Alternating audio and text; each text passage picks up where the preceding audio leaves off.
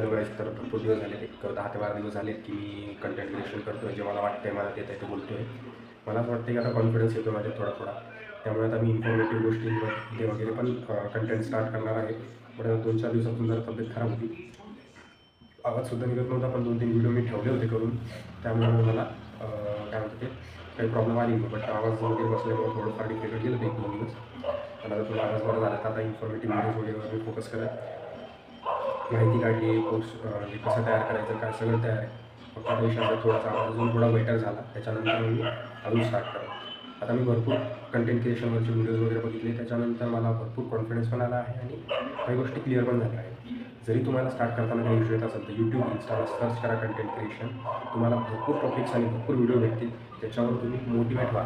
याला त्याला विचारण्यात अर्थ नाही आहे. कोणाला विचारू नका की बाबा मी कसं करू, काय करू, तू काही आयडिया देऊ शकतो का, कोणालाच विचारू नका. फक्त आणि फक्त तुम्ही इन्स्टा किंवा यूट्यूब या 2 गोष्टीवरच सर्च करा. तुम्हाला भरपूर अशा गोष्टी भेटतील जेणेकरून तुम्ही स्टार्ट करू शकता.